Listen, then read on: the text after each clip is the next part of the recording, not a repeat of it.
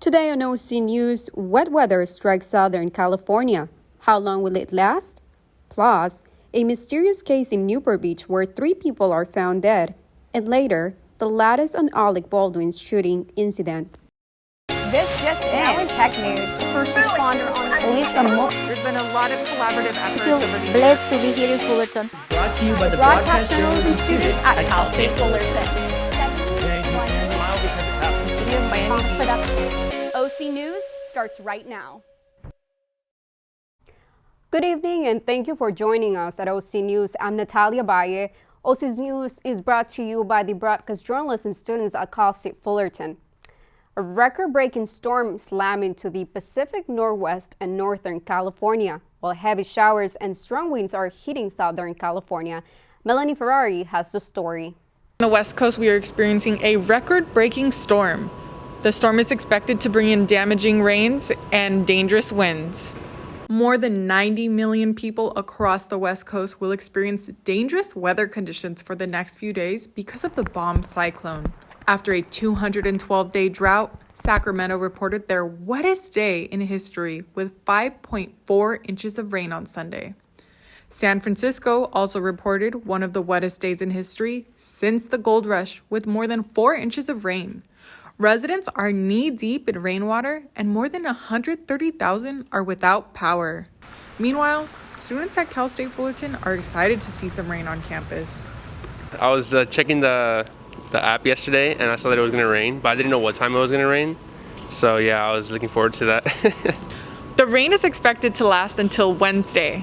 Now here's Michael with the weather report. Michael Guzman joins us with this week's wacky weather heading into Halloween this weekend. Michael? Thank you, Natalia.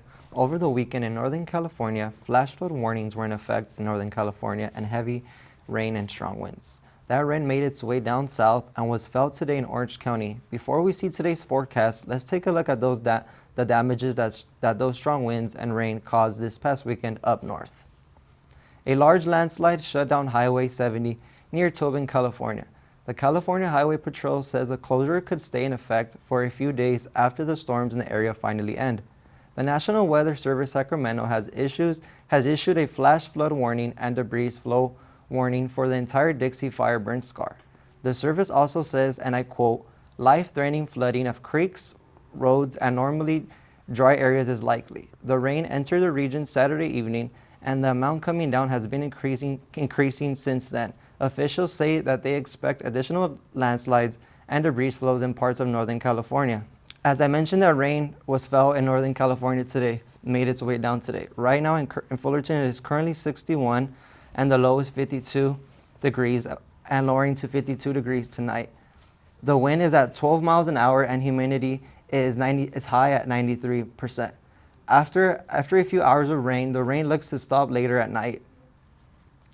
Now with the 5-day forecast. Tomorrow the rain makes its way out, mostly sunny throughout the week. The temperatures will start to increase again. 72 tomorrow with low of 52. Wednesday it's 85, low of 53. And throughout the week was hot. But after today's rain, that is not the case. The high this week is 91 degrees as we see on Thursday. Although heading into the weekend, we will see those temperatures to slowly drop. Friday, 83 degrees, and Saturday, 74 degrees. As for Halloween on Sunday, there will be no rain. Therefore, it will be a good day to go trick-or-treating. Make sure you are safe when you do. I'll make sure I do as well. That's with the weather report. I'm Michael Guzman. Back to you, Natalia. 3 people were found dead in Balboa Island on Monday morning. At approximately 8:23 a.m. this morning, officers went inside a home in the Balboa Island section of Newport Beach and found 2 women and 1 man dead and another man injured. The reason of the death is not yet known. Newport Beach Police spokeswoman Heather Rangel does not believe there is a threat in the area. We will keep you updated as information is released. The Brian Laundrie investigation seemed to be coming to an end last week when his body was found in a Florida reserve, but there are now more questions. It took over a month to find Laundrie's body along with several of his personal items. The skeletal remains were identified as Laundrie's through matching dental records, but now an autopsy was inconclusive on the cause of death.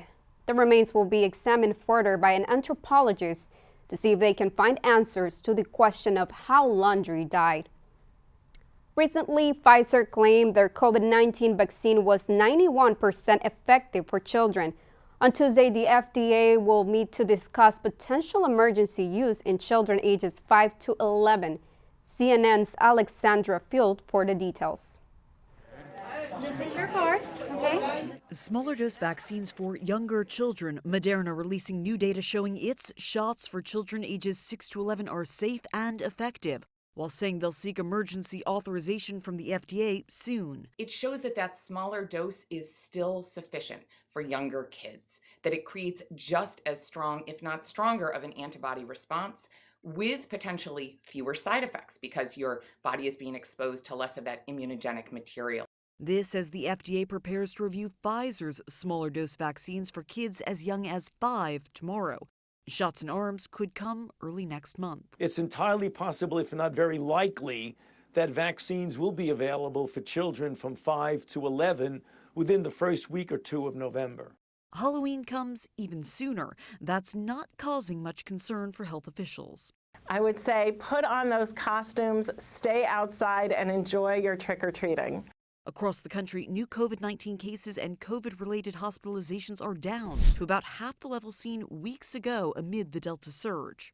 Passionate pleas for more people to get vaccinated continue. No one likes to be ordered to, but in the end, if you can get vaccinated and think of someone else and think of what that could mean to them and their survivability from something like this, we'll all be better off. When OC News returns, Disneyland is raising their prices again by creating a new tier of tickets. How much will it cost? Plus, Cost State Fullerton plans a fundraiser for one of the campus's most beloved areas.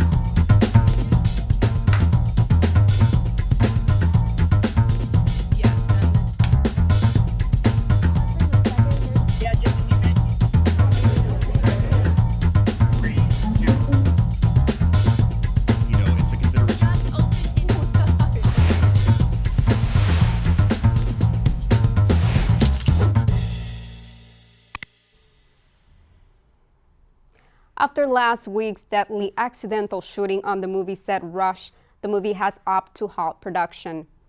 Last week, actor Alec Baldwin accidentally shot 2 people, killing cinematographer Helena Hutchings and injuring a director. The shooting occurred after Baldwin fired a prop gun that was believed to be empty but turned out to have live rounds. As a result, the production company announced they will stop filming until a full investigation can be completed by the Santa Fe Sheriff's Department. Baldwin was initially taken in for questioning but was later released. Dave Chappelle and Netflix continue to be under fire for Chappelle's newest special, The Closer. Johnny Arellano has more on the story. It was in 2016 when Netflix closed a deal with comedy legend Dave Chappelle. The deal was worth $60 million and was supposed to include 3 comedy specials. Those specials ended up doing really well, and a 4th was released, but did not get the good reviews both Netflix and Chappelle were hoping for.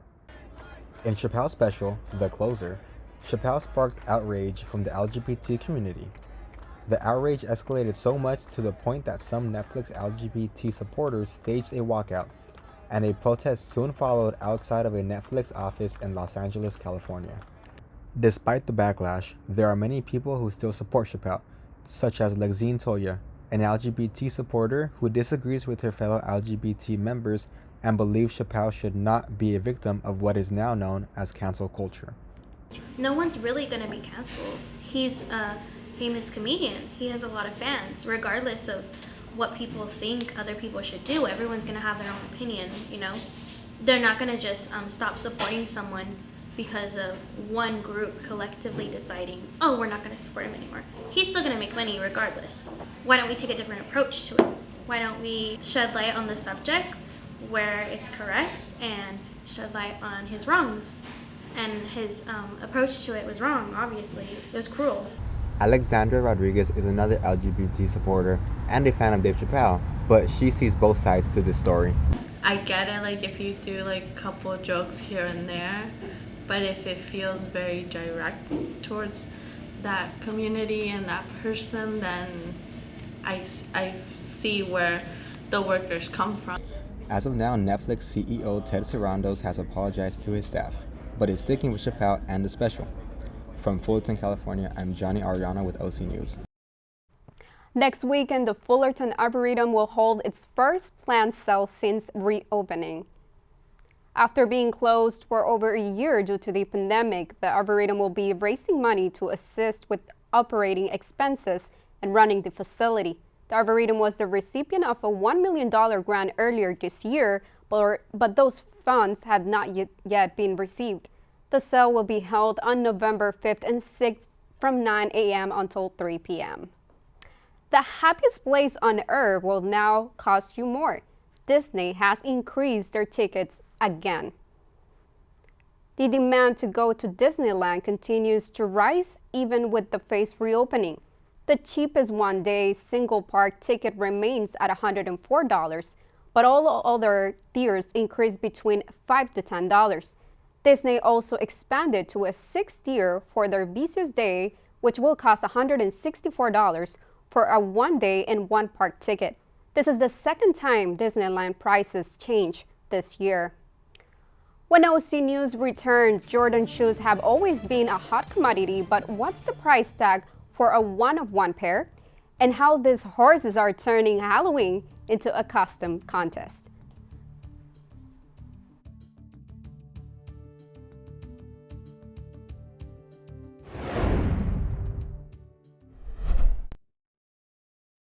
Stem is precise, no margin for error. Dare to forget that. Dare to have fun with it.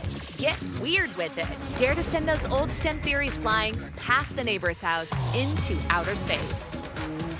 Dare to program something internet-breaking, record-breaking. Dare to blow their minds. Dare to learn the difference between sedimentary and metamorphic rock. Go find those rocks. Dare to keep daring. Dare to STEM. Check out She Can STEM to get started. Hey world, I have a quick message. It's about safe driving. All right, let's go. Anytime you're driving, have the seatbelt buckled tight. Both hands on the wheel and your phone out of sight. When not in your hand trying to text somebody back. Because if you do, your car might get smacked. The moral of the story, just put your phone down. The people on the road will stay safe and sound. Put your phone down, put your phone down. People on the road will stay safe and sound. Yeah.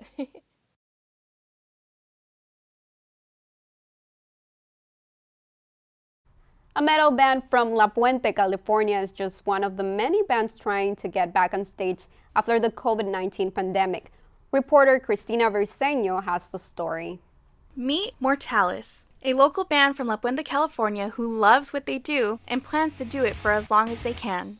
Mortalis is made up of 4 members: Sergio Montes de Oca, Austin Spencer, Vicente Avalos, and Luis Velasquez. Pretty much headbanging dudes who pretty much just want to be on stage and fucking smash, dude, right? Like obliterate that stuff, you know, and that's pretty much where we're coming at for that. Things are going well for the band. They were a hit at backyard shows, skate park shows, venues, and were planning on touring and releasing a new album. But when COVID hit, venues were being shut down and any kind of social interaction was immediately stopped. The rise of Mortalis, like the rest of the world, was put on hold. We had an entire album release pretty much set to go on tour, had a bunch of big plans, merchandising, the whole shebang. When COVID hit, it's like being on a train full force and then immediately, you know, just crashing into a wall, right? Definitely before COVID, we tried to meet up with each other every week or so, probably at the very least every other week, but COVID completely stopped that. Manager Roman Sanchez knew his band would be affected.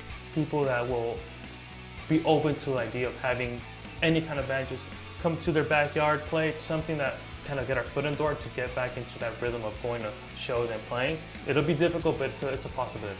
Luis's sister Nubia is a huge fan of Mortalis and knows firsthand how much music means to them. This is something that they really commit to. This is something that they love. You can see their commitment, you can see the emotion that they hide behind it. It's really great. I love the music that they play and I love the genre that they picked, you know? It's something that definitely grows on you. Mortalis is looking forward to releasing their new album this summer, and their song Butterfly is already one of their favorite singles, ready to be released. This is Cristina Briseño in La Puente, reporting for OC News. And now Cristina Briseño joins us for your sports news today. Cristina. Thank you, Natalia. A pair of Michael Jordan's 1984 shoes are going up for auction and is breaking records. A pair of 1984 shoes that are known to be some of the earliest pair of known game-worn sneakers by Michael Jordan have just sold for a record $1.4 million. The shoes, a pair of red and white Nikes, are from Jordan's 5th game as a rookie. This record-breaking sale only continues the trend of Jordan's famous shoes selling for high prices. The World Series matchup is now officially set as the Atlanta Braves will face off with the Houston Astros. I think we have the same mindset we always have, is going out there and try to win. You know, this is a pretty special thing, you know, and like I said, everybody just talks about winning. You know, we all want to win. There's not a single guy that's thinking about something else but winning, and I think that can be the key to win a World Series. Going from 97 losses 6 years ago to doing this, it's special, and to lose, in my opinion, the best player in the National League. And we're up here going to the World Series without Ronald Acuna Jr. It's amazing what this team did. Tom Brady has made the life of a young fan meaningful than he had already before meeting him. A young Buccaneers fan was sitting in the stands during Sunday's game, holding a sign that read, "Tom Brady helped me beat brain cancer." Brady saw the boy and his sign and ran over to greet the young cancer survivor, bringing tears to the boy's face as he handed him his hat and shook his hand. Brady himself feels like his own life has been changed and that the young boy made a huge difference for him as well. It was an unforgettable moment for them both. Thank you for joining me today for your Sports Fix. Back to you, Natalia. With Halloween just around the corner, these horses in South Dakota are getting in the spirit. Clients dressed their horses up in various costumes to celebrate Halloween. Fisher are a Hawaiian dancer, a taco, and even a pirate. The event is organized by Suncatcher Therapeutic, who believes that riders benefit from spending time with such a relaxed animal. Francie Davis is the executive director of the event.